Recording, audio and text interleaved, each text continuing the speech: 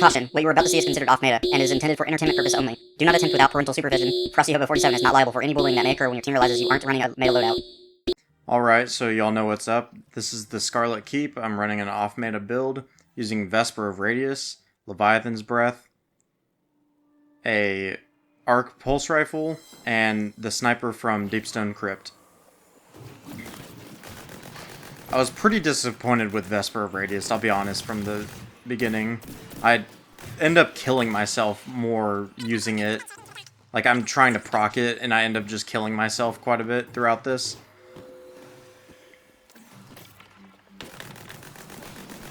So a lot of this strike is just your basic sort of ad killing. There's very few, like, phase designed encounters, I guess. See, I try to use it right there. And, you know, it ends up working, but I'm in a bad position because I moved out there. Like, I shouldn't have done that. Like, there was no advantage to me doing that, I guess is what I'm trying to say.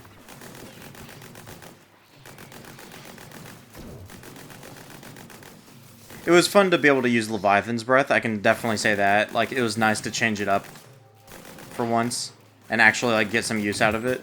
This season was really cool to use heavies because we had Spoils of War.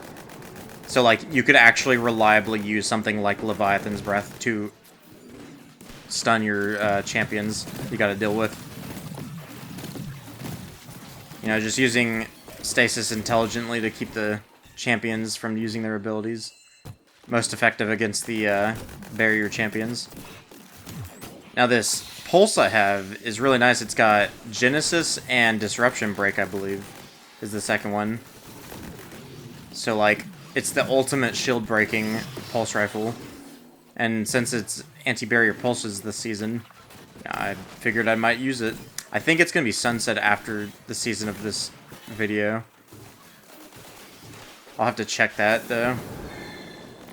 I really like how the Vesper looks. I saw a glimpse of it when I was dunking that.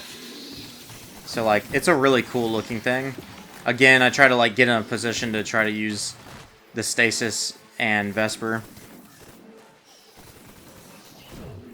That's one of the main reasons I chose to use Stasis here, was because I was like, okay, what things kind of synergize with using the Rift? Thinking either like Middle Tree or maybe one of the Arc ones, but I just don't think there's anything on there that actually like synergizes with Vesper. Maybe you could argue Bottom Tree Arc Warlocks to get the Arc Soul. I mean, maybe, I don't know. I feel like Vesper should do something else in addition to the Rift thing. I think it gives allies like class ability regen or something, but I mean, I don't know, my teammates weren't mentioning anything like having some crazy regen or anything like that. So I don't know how effective that would have been.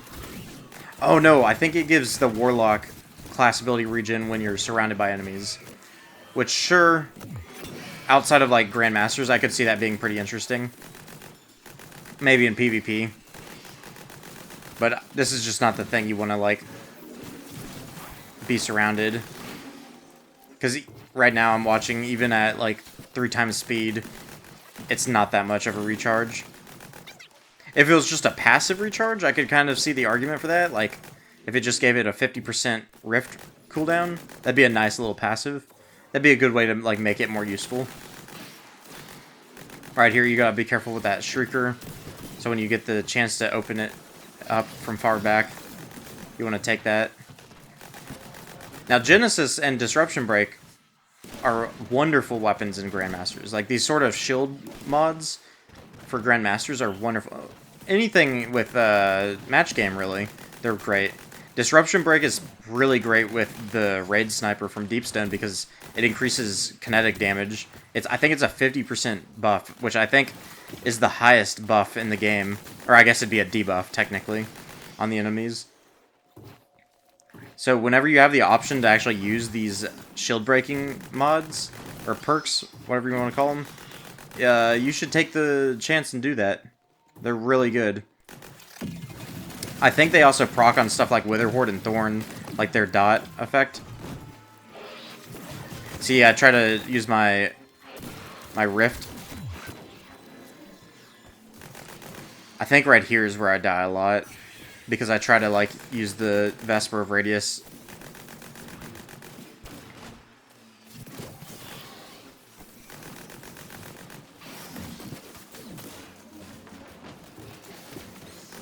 For this, we basically took the strategy of, like, proccing the play, backing up, killing a bunch of the ads. That was the general idea here. More ad spawn throughout starting the plate and ending the plate. So, there's quite a bit of ads throughout here, all of this.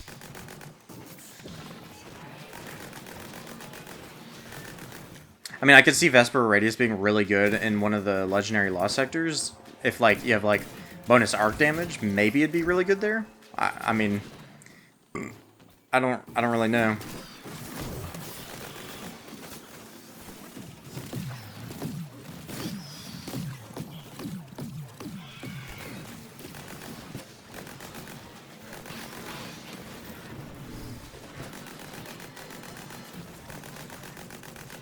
Just taking out the champion, pretty normal stuff. Like I was saying, this strike isn't really, like, designed like a,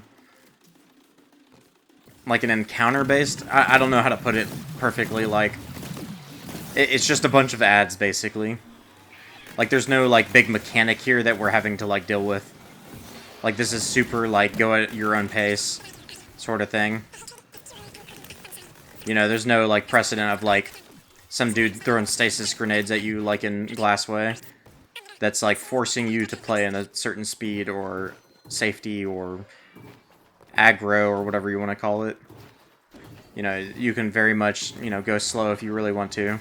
The only harm is going to be the 45-minute revive timer.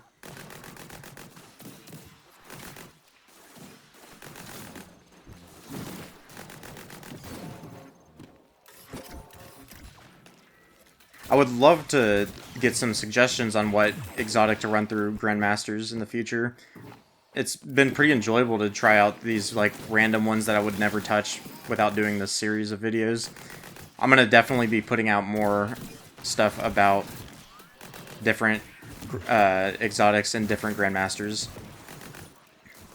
I'm going to also make a review of all the Grandmasters at the end of the season to kind of, like, give my thoughts on, like, what I thought were the best Grandmasters as far as, like, loot and easiest and most enjoyable. But I'm always up to trying out different crazy off-meta builds, so put that in the description, or the comment, I should say, if you want to see something like that, like something wacky. I was originally running this with using Eyes of Tomorrow, but as I said in my previous Eyes of Tomorrow video, it's just such a bad weapon.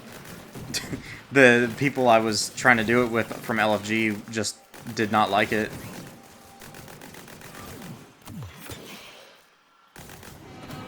I was trying to shoot the heavy brick onto the little wall.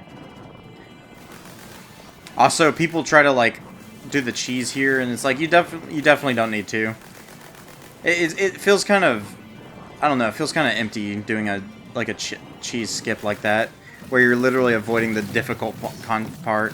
Like, you should be good enough to do the difficult aspect of it.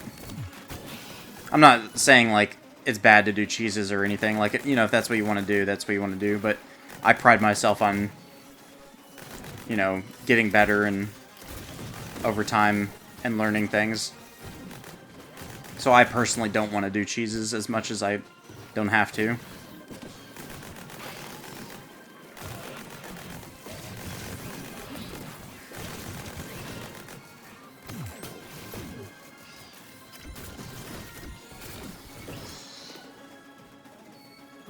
The main thing on this elevator is you gotta watch the open holes, because that's where all the acolytes are going to be, and use these 3 pillars to block where they can see you from. Because a lot of the times you'll actually find a pillar on one of the sides where there are no enemies, so it's really, really safe. Now the second one, there's an unstoppable. I think we tried to Spoils of War finish him to get heavy. I don't know if it works. Yeah, I don't think it did. And that's the only champion up here, so all these floors are pretty simple. Really, the only dangerous part is going up the elevator. A really good strategy for the floors going up the elevators, sorry, is to use a invisible smoke bomb after you kill the first set of ads on the elevator. That should give you enough to be invisible for the remainder of the elevator ride, past all the ads. And a big thing to note on this elevator also is that it's not the old trick where the world moves around you. This elevator is actually moving. And what that means is that you can't use rifts or barricades on it, because they'll just be stationary and, you know, you'll fly above them. And what I'm referring to is this, like, game design thing that people did. I think they did it in the original Mario games, where instead of the character moving, the character maintains the same spot on the screen, but the world moves around you. I think that's how... There's... Yes, the elevator in the Corrupted Strike. That's basically how that works. That's why you're able to use your rifts and stuff on there, and your wells. Because while you're technically moving, what I believe it is that the world is moving around you. It's that old, like, sort of video game design. You gotta watch this boss, because she'll do those green AoEs, and they just yeet you off the tower. Like, I mean, if you're a warlock, and you are already, like, in jump, you gotta be very careful. Also, you gotta use, like, some sort of... You can't use a burst glide. You gotta use, like, stray for balance, if there's any hope of recovery. But I think I get knocked off in this video. You'll see what I'm talking about. It's just kind of comically stupid of an attack. It's like, we can't directly deal enough damage to you. Let me just throw you off the map. Yep, right here. Yeah, I just wasn't able to recover. Now, if you go far enough and you have a Warlock Glide, which I didn't do this right there because I completely forgot about it, you can actually go far enough out of the map and it'll start doing joining allies. And if you do it right, you can actually time it to where you join allies back instead of dying.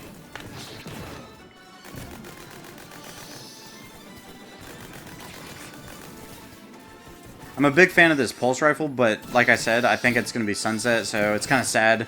I was glad that I was actually able to use it here, because it was actually really pretty good this season.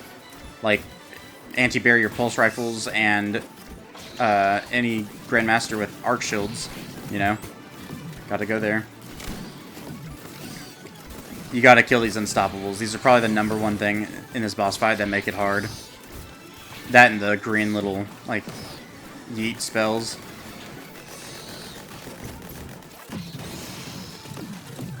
And there you have it. Well, if you like this kind of content, likes, subscribing, and hitting the bell notification to be notified of future videos I put out. I'd really appreciate comments in the video. Let me know what kind of exotics y'all want me to see in the future. And thanks for watching, and have a good day.